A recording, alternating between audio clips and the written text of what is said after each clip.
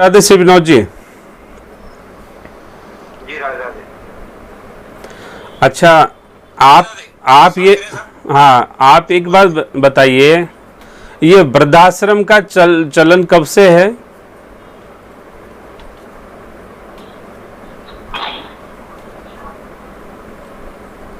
कुछ आपको ये वृद्धाश्रम जो है ना, वृद्धाश्रम, ये आपको आवाज आ रही है मेरी? हाँ, आवाज आ रही है सर। हाँ, ये वृद्धाश्रम जो भारत में या कहीं भी दुनिया में खुले हुए हैं, इनका हिस्ट्री कितनी पुरानी है? हिस्ट्री का तो मालूम नहीं, लेकिन अपने उसमें तो ये मिलते हैं सब शुरू से ही अपने शास्त्रों में।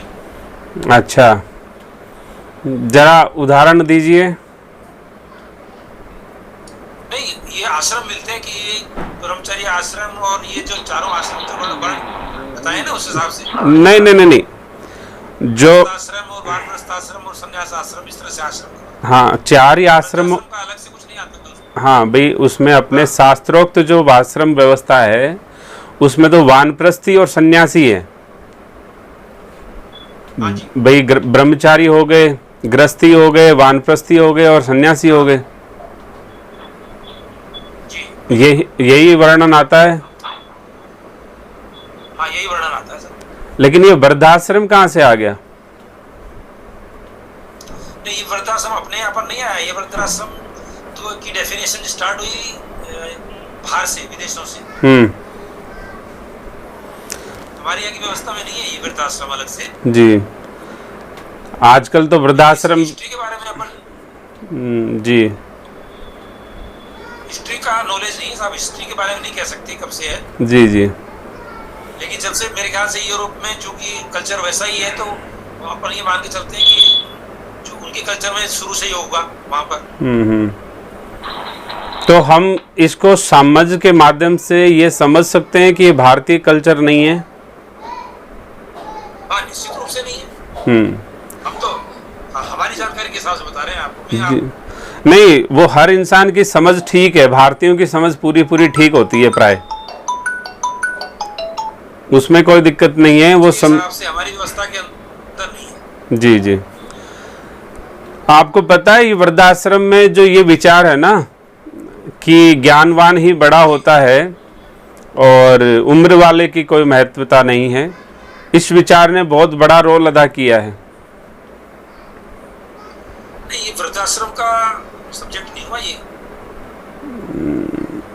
आप जरा स्पष्ट करें मेरा जो। हाँ, देखो, ये मैं भी नहीं, दोबारा से प्रश्न को एक्सप्लेन, मेरे प्रश्न को रखता हूँ आपके सामने जी, ताकि वो मुझे उसके सामने क्लियरिटी मिलेगी तो ज्यादा सुविधा रहेगी। जी जी। प्रश्न ये था, ये जो विषय है जो आपने बताया कि उम्र के हिसाब से बड़े का वो होना चाहिए या नॉलेज के हिसाब से, गुणों के हिसाब से बड़ा मानना चाहिए। जी। मेरा प्रश्न तो इसमें यह है कि यदि हम केवल उम्र के अंदर बड़ा है व्यक्ति तो उसको सम्मान तो दे सकते हैं, है ना। लेकिन हम दो रेस्पेक्ट अलग अलग हो गई। एक हो गई अपना जो मार्गदर्शन करने के लिए हमको, जो जैसे मान लो जो ऐसे लोग होते हैं जो उम्र में चाहे छोटे हों लेकिन जिनसे मार्गदर्शन मिलता है, लेकिन उनमें गुण बहुत भरे पड़े हैं, अनुभव भरे पड़े हैं, तो वो उनसे जो मार्गदर्शन मिलेगा मैं उनको बड़ा मानता हूँ। और घर के अंदर या परिवार में, समाज में जिनका सम्मान उम्र के हिसाब से है, उनमें चाहे गुण नहीं भी है तभी भी वो पूजनीय है, ऐसा मानता हूँ। लेकिन उनको वो दोनों के स्तर में फर्क है। जहाँ मार्गदर्शन चाहिए तो वहां पर, जैसे मैं आपके पास गया था, तो आपके पास गया था तो आप ये विषय इसीलिए स्टार्ट हुआ था, तो वो उस वक्त चूंकि चाहे मेरी उम्र बड़ी हो सकती है लेकिन सामने वाले की अगर उम्र कम भी है तो अगर उससे मार्गदर्शन मिल रहा है तो वो मेरे लिए बड़ा है, सम्माननीय, पूजनीय है। जी, ठीक है। आपने हाँ, इसमें आपने थोड़ा सा एक बात कर दिया कि बड़े उम्र में जो है वो सम्मानीय तो हो सकते हैं भाई, ठीक है, उनका भी सम्मान होना चाहिए, लेकिन कहने मतलब है कि ज्ञानवान का सम्मान तो होना ही चाहिए। आपने ये इसमें ऐड कर दिया। हाँ जी। लेकिन डिफरेंस दोनों का इसलिए है, ये दोनों का डिफरेंस इसलिए है कि एक संसारिक हमारा जो उत्तरदायित्व है उसके हिसाब से हम वो हमारा जो कर्तव्य बनता है उनको सम्मान देने का, मैंने उसको डिफरेंशिएट किया इसमें अलग अलग करने के लिए। और एक सपोज करो कि वो जो शिक्षक वर्ग हैं, जो सेवक हैं, जो ऐसे जिन्होंने त्याग के द्वारा अपने अनुभव के द्वारा और समाज को आगे बढ़ाया है, उनमें जो गुण है, चाहे उनकी उम्र छोटी भी है जी, कई ऐसे भी हो सकते हैं कि जो केवल बचपन से ही उसमें लग गए तो वो 18 वर्ष की उम्र के अंदर तो उपदेश देने के अधिकारी हो गए। और कई ऐसे हो सकते हैं कि जो पूरी जिंदगी निकाल ली उन्होंने, चाहे वो 90 वर्ष की उम्र हो गई, लेकिन उनका जो अगर हम पालन करेंगे, अगर उनके आदेशों को सीधे सीधे ही बिना विचार के वो नुकसान भी दे सकते हैं। तो हमारा प्रश्न यही था साहब, हमारा जी जी। अब हम इस पे एक विचार करते हैं और आपकी समझ के आधार पे इसका समाधान करते हैं जी। कि एक सिद्धांत तो ये कहता है कि नहीं, आपसे किसी भी मायने में कोई बड़ा है तो उसका सम्मान होना ही चाहिए। जी। तो यदि हम ये दृष्टि लगाएंगे कि ज्ञानवान है या नहीं है, इस रिसर्च में जाएंगे और इस अन्वेषण में जाएंगे, तो सबके पास तो वो अन्वेषणात्मक बुद्धि है नहीं, वो जो एनालिटिक पावर जो नहीं है सबके पास में। और आप तो जानते हैं समाज में कितना % लोगों के पास वो एनालिटिक भी पावर है, तो उसका परसेंटेज बहुत कम होगा। यदि हम परसेंटेज की बात करें तो 10% से ज़्यादा तो कोई मानेगा ही नहीं कि है। तो 90% सोसाइटी जो है उसके साथ में गड़बड़ हो जाएगी। तो हुआ क्या कि ये विचार, जैसे आपने तो कहा कि एक सामंजस्य वाला सा सिस्टम करना चाहिए कि रिश्तेदारी में और उम्र में बड़े हैं उनका भी सम्मान होना चाहिए, लेकिन ज्ञानवान का सम्मान तो हो ही। लेकिन अभी आपको मैं एक दृष्टांत बताता हूँ, हमारे पास तो सैकड़ों केसेज आते हैं। वो क्या है कि जैसे कि कोई गरीब माँ बाप है, उनकी संतान है, चलो ठीक है, वो सक्सेस हो गया, और सक्सेस हो गया तो उसने यही सिस्टम, ये थ्योरी सुनी थी कि ज्ञानवान है तो उसका सम्मान करो, नहीं तो कोई बात नहीं। तो उससे क्या है कि वो हर बात में अपने पेरेंट्स को कमतर समझता है अपने आप से। तो उनके श्रीमती जी अपने सास को कमतर समझती है, ससुर को कमतर समझती है, और वो खुद अपने आप माँ बाप को कमतर समझता है। तो धीरे धीरे विचारों का जो दूरी है ना, जो विचारों का जो सामंजस्य नहीं होने के कारण से वो जो डिफरेंस है वो क्रिएट हो गया। और डिफरेंस क्रिएट होने के बाद में उन जो बुजुर्गों के साथ में एक जस्टिस नहीं होने लगा, और उनके साथ में एक अत्याचार होने लगा अप्रत्यक्ष रूप से। उनकी किसी भी बात को महत्व नहीं देना, कुछ और नहीं करना, इस तरह से। तो एक नहीं, सैकड़ों हजारों केसेस सोसाइटी में मिलेंगे इस तरह के, कि भी वो बेटा कहता है, बहू कहती है, अरे इनको कुछ नहीं पता आता, कुछ भी नहीं है, इनको छोड़ो, इनकी खबर नहीं है, ये तो पुरानी दुनिया में जीते हैं अभी तक भी। तो ऐसे आरोप प्रत्यारोप बुजुर्गों पर लगने लगे, क्योंकि ये आइडियोलॉजी हमारी सोसाइटी में एंटर कर गई, भी ज्ञानवान को बड़ा मानो। अब ज्ञानवान तो वो खुद ही नहीं है भाई, कहने मतलब है ज्ञानवान की जब शास्त्रोक्त परिभाषा देखेंगे तो ज्ञानवान तो मिलना ही बड़ा मुश्किल है। चाहे आप श्रीमद् भगवद गीता देख लो, चाहे कोई शास्त्र की परिभाषा उठाओ, तो ज्ञानवान तो सोसाइटी में होना ही बड़ा मुश्किल है। लेकिन वो अज्ञानी ये कहता है कि इसको ज्ञान नहीं है, क्योंकि जो जानकारी उसके पास है वो जानकारी उनके पास नहीं है, इसलिए वो उनको ज्ञानवान नहीं समझता है। तो उसने उसका अनर्थ ले लिया, जो ये स्टेटमेंट था उसको उसने राइट भी डायरेक्शन में नहीं लेकर रॉन्ग डायरेक्शन में उसकी एक्सप्लेनेशन अपने हिसाब से कर लिया। तो एक तो ये सबसे बड़ी त्रुटि हमारी सोसाइटी में इसलिए आई कि ये स्टेटमेंट आया, जबकि हमारी संस्कृति कहती है आपसे चाहे उम्र में 2 दिन बड़े हों, 10 दिन बड़े हों, बड़े अग्रज हैं वो, उनको आपको सम्मान करना ही चाहिए, और उनके आज्ञा में आपको, कहने मतलब है कि कोई अपराध नहीं करना चाहिए। उनके प्रति आपका सम्मान होगा तो आपको कोई दिक्कत नहीं है, और आपकी सोसाइटी में भी कोई दिक्कत नहीं होगी। भाई आप एक देखिए कि बड़ा, यदि मान लो आज के समाज में कोई किसी भी तरह से है, चाहे वो उम्र में बड़ा है, यही बात अपन देख रहे हैं कि उम्र में बड़ा है, लेकिन उस उम्र में जो बड़ा है उसके पास में सोसाइटी में आपसे ज्यादा कुछ न कुछ तो मिलेगा। भाई जैसे कि कुछ न कुछ किसी भी फील्ड का हो सकता है, आप जिस फील्ड की चर्चा कर रहे हैं उस फील्ड में उसके पास वो बोध नहीं है, लेकिन बाकी शेष बोध तो उसके पास हो सकता है। जैसे आप ये देखिए कि कोई भी एक दृष्टांत ले लीजिए कि पिता पुत्र से ज़्यादा ज्ञानवान क्यों होगा? क्योंकि सोसाइटी का अनुभव उसके पास में ज़्यादा है। भाई भी, बड़ा भाई यदि है तो उसके पास में सोसाइटी का अनुभव ज़्यादा है। और यदि हम ये सिद्धांत प्रतिपादित कर दें कि देखो तुमसे बड़े हैं इसलिए उनसे बहस मत करो, कुछ मत करो, वो जो कह रहे हैं उस बात पे विचार करो, तो सम्मान तो बड़े के नाते उनका बनता ही बनता है, क्यों नहीं बनता है? मैं जरा इसमें इंटरप्ट कर रहा हूँ जी जी जी जी, क्योंकि मैं इस बात से तो आपकी जो बात बताई उससे सहमत हूँ, लेकिन मैं दूसरी बात बता रहा हूँ आपको जी। ये तो कोई डिबेटेबल ही नहीं है कि उनका अनादर किया जाए जी। ये तो प्रश्न ही नहीं था हमारा कि उनका, ये तो हमारा मोरल ड्यूटी है। जैसे कर्म बना दिया भगवान ने जो सृष्टि का सिस्टम का, उसको कहीं पर भी सम्मान नहीं देने का या अनादर करने का ये तो प्रश्न ही नहीं है जी। प्रश्न में दूसरा बता रहा था कि केवल कई जगह पर जहाँ व्यक्ति की उम्र कम है और यदि हम उसको हमारे से कम सम्मान देवें उससे, उसका था बात, मैं उसकी वेटेज कर रहा हूँ। ये जी। आपका हाँ। हमारा इस जगह तो कोई भेद ही नहीं है कि घर में बड़े बुजुर्ग हो, चाहे बाहर के हो, चाहे वो गरीब हो, चाहे अमीर हो, चाहे कुछ भी लेना देना नहीं उस बात से, वो तो हमारे लिए सम्मानीय रहेंगे ही रहेंगे जी। और जो मैं बात उनकी कर रहा हूँ आदर देने की जी, जिनका उम्र चाहे कम है जी, है ना। सपोज करो मैं किसी के पास में गया, मेरी ये ड्यूटी थोड़ी खत्म हो गई कि मैं मेरे बुजुर्गों का सम्मान करना बंद कर दूं, ये तो हो ही नहीं सकता जी, वो तो करना ही है मेरे को जी। लेकिन यदि मेरे से छोटे भी हैं जी जी, मेरे से छोटे भी हैं तो वो मेरे लिए पूछे नहीं होंगे कि नहीं होंगे, ये है मेरा प्रश्न। हाँ, अब उस बात पे तो आएंगे, लेकिन मैं पहले वाली क्लियर कर देता हूँ। जब एक ही सिद्धांत को दो स्वरूप दिए जाएं तो समाज उससे भ्रमित होता है। जी, ओके। आप समझिए, सैद्धांतिक दोष क्या खड़ा हो जाता है? एक ही समाज में और दो सिद्धांत परिभाषित कर दिए जाए एक ही समस्या के लिए तो समाज मनमुखी हो जाता है।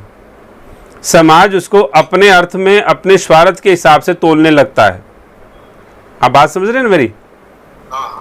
जैसे फॉर एग्जाम्पल आप कहते हैं आपकी फैक्ट्री में कि देखो भैया, जो ठीक काम करता हो या जो ठीक बुद्धि वाला आदमी हो उसको तो रेस्पेक्ट करो और बाकी जो है ना उसको इग्नोर करो, उसको कोई बात को महत्व मत दो।